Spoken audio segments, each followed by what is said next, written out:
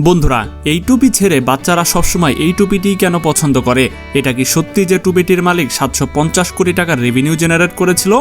আর সত্যি কি কোকা-কোলা আগে মাথা ব্যথার ওষুধ ছিল? সম্ভবত হ্যাঁ। আর কিভাবে এই লোকটি ক্লোজ আপের মালিকের কাছে প্রায় কোটি কোটি টাকা দিতে হয়েছিল? আর এই পোকাটিকে পিষে ফেললে কি আমরা মরতে পারি? আর একটা জায়গা যেখানে ঠান্ডার কারণে আমাদের ফুসফুস জমে যেতে পারে। ভিডিওটি আজকে খুবই মজাদার হতে যাচ্ছে, তাই এখনো যারা ভিডিওতে লাইক দেওনি তারা লাইক দিয়ে চ্যানেলটি সাবস্ক্রাইব করে সম্পূর্ণ ভিডিওটি দেখতে থাকো। কোকা-কোলা কি আসলেই মাথা ব্যথার ওষুধ ছিল? দেখো, যখন 1876 সালে কোকা-কোলা চালু হয়েছিল তখন এটি আজকের মতো কোমল পানীয় ছিল না, বরং এক ধরনের ঔষধ টনিক হিসেবে বিক্রি করা হয়েছিল। এটি বানানোর জনক স্টিথ পেমবার্টন পেশায় একজন ফার্মাসিস্ট ছিলেন। সেই সময় কোকা-কোলায় দুটি বিশেষ জিনিস থাকত: কোকা পাতা থেকে বের করা নির্যাস এবং ক্যাফেইন, যা মস্তিষ্ককে সক্রিয় করে। এ কারণেই মানুষ এটি পান করার পর একটু আরাম এবং সতেজতা অনুভব করত। আর তখন থেকেই একে স্নায়ুর সমস্যার ঔষধ জাতীয় দাবি হিসেবে বিক্রি করা হতো। কিন্তু সময়ের সাথে সাথে ঔষধের দাবিগুলো সরিয়ে নেওয়া হয়, কোকা পাতা সম্পর্কিত জিনিসগুলো বাদ দেওয়া হয় এবং একে শুধুমাত্র একটি নরম কোমল পানীয়তে পরিণত করা হয়।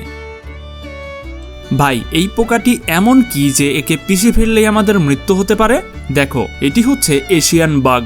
দেখতে যতটা ছোট এবং সাধারণ মনে হয়, এর বিপদ কয়েক গুণ বেশি।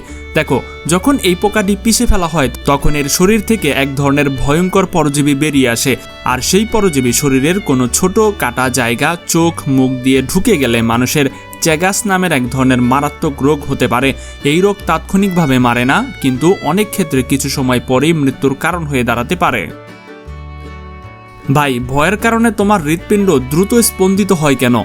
যখন মস্তিষ্ক বিপদ টের পায় তখন তার একটি অংশ অ্যামিগডালা সঙ্গে সঙ্গেই অ্যালার্ম বাজিয়ে দেয়।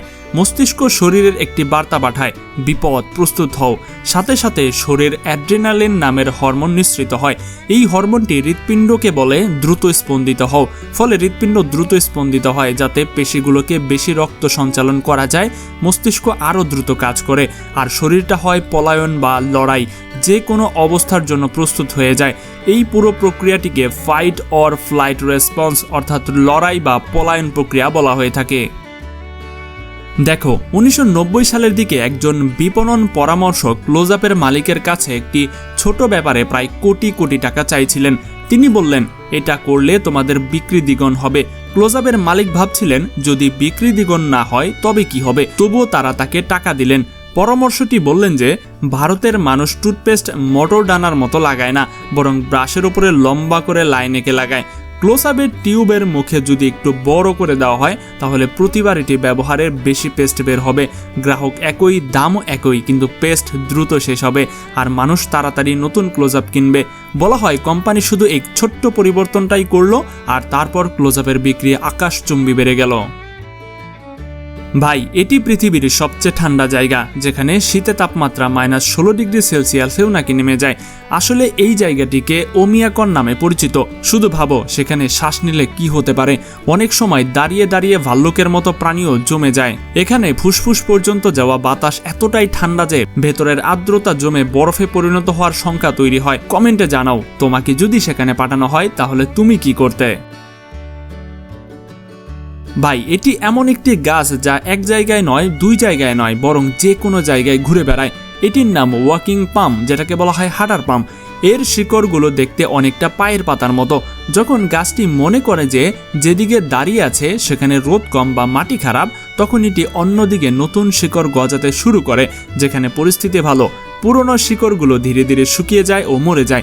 এই প্রক্রিয়ায় গাছটি এক জায়গা থেকে অন্য জায়গায় চলে যায়। ভিডিওগুলো ভালো লেগে থাকলে এখনো যারা ভিডিওতে একটা লাইক দেননি তারা লাইক দিবেন, আর চ্যানেলটি সাবস্ক্রাইব না করে থাকলে করে দিন। ভাই, এই জায়গায় কখনো ভুলেও যেও না, কারণ গুগলও তোমাকে সেখানে যেতে অনুমতি দেয় না। এটিকে বলা হয় স্নেক আইল্যান্ড, যেটাকে বলা হয় সাপের দ্বীপ, যা ব্রাজিলের কাছে অবস্থিত একটি ছোট্ট দ্বীপ।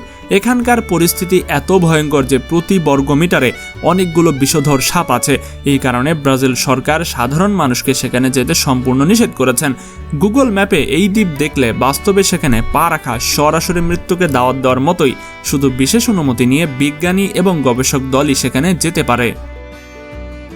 ভাই, নেড মোলজার্টের সাথে পরিচিত হয়ে নাও। দেখতে যতটা দুর্বল মনে হয়, এর ভেতরকার ক্ষমতা ততটাই অসাধারণ। এই প্রাণী কখনো ব্যথা অনুভব করে না। এর শরীরে ব্যথা অনুভবের স্নায়ু থাকলেও সেই রাসায়নিক পদার্থটি নেই যা ব্যথার বার্তা মস্তিষ্কে পৌঁছে দেয়। তাই তীব্র অ্যাসিড বা আঘাতেও এটিকে ততটা কষ্ট দেয় না যতটা অন্যান্য প্রাণীকে দেয়। এ কারণে এরা মাটির নিচে ভয়ঙ্কর পরিস্থিতিতেও আরামসে বাঁচতে পারে। এই টুপি ভারতে এসে এত ভাইরাল কেন হলো, কিভাবে হলো? কেবল বিয়ের অনুষ্ঠানই নয়, মানুষ সাধারণ জীবনেও এটি পড়তে শুরু করেছে। কিছুদিন আগে ডামা নামের একটি সিনেমা এসেছিল, তাতে রশ্মিকা মান্দানা এই টুপিটি পরেছিল, যার রিল ভাইরাল হওয়ার সাথে সাথে এই টুপি এত বিখ্যাত হয়ে গেল যে বাজারের চাহিদা বেড়ে গেল আকাশচুম্বী। কোম্পানিকে স্টক, দোকান, এমনকি বড় বড় মার্কেটে পাঠাতে হলো। এই ক্যাপের বিশেষত্ব হচ্ছে এর ভেতরের নিচ থেকে খরগোশের কান পর্যন্ত একটি বাতাসের পাইপলাইন আছে, যা চাপ দিলে খরগোশের লোম দাঁড়িয়ে যাওয়ার মতো অবস্থা তৈরি হয়, আর বাচ্চারা এর পাগল হয়ে যায়। একেই বলে সোশ্যাল মিডিয়ার মাধ্যমে মার্কেটিংকে টপ লেভেলে পৌঁছে দেওয়া। পৃথিবীতে এমন একটি জায়গা আছে যেখানে প্রাণীসহ 1400 জন মানুষ দাঁড়িয়ে দাঁড়িয়ে মারা গেল। ক্যামেরুন দেশে লেক নায়োস নামের একটি হ্রদ আছে 1986 সালে, যেখানে এক ভয়াবহ ঘটনা ঘটে। এই হ্রদের নিচে আগ্নেয়গিরির কার্যকলাপের কারণে প্রচুর পরিমাণে কার্বন ডাইঅক্সাইড গ্যাস জমা হয়েছিল। এক রাতেই হঠাৎ সেই বিষাক্ত গ্যাস হ্রদ থেকে বেরিয়ে এসে মাটির সাথে ছড়িয়ে পড়ে। কার্বন ডাইঅক্সাইড বর্ণহীন, গন্ধহীন ও অক্সিজেনকে দূরে ঠেলে দেয়। যারা ঘুমাচ্ছিল বা দাঁড়িয়েছিল তাদের বোঝার কোনো সুযোগ ছিল না। শ্বাস নেওয়ার সাথে সাথেই শরীর থেকে অক্সিজেন শেষ হয়ে যায়, আর মানুষ সেভাবেই পড়ে মারা যায়। তাই মনে হচ্ছিল যেন দাঁড়িয়ে দাঁড়িয়ে মানুষ মারা যাচ্ছে। তো বন্ধুরা, আজকের ভিডিওর মতো মজার ভিডিও যদি আরো দেখতে চান তাহলে স্ক্রিনে দেখানো 4টি ভিডিওর যে কোনো একটা আপনারা দেখে আসতে পারেন। আশা করি অনেক বেশি ভালো লাগবে। আর এখনো যারা চ্যানেলটি সাবস্ক্রাইব করেননি তারা করে দিন। আল্লাহ হাফেজ।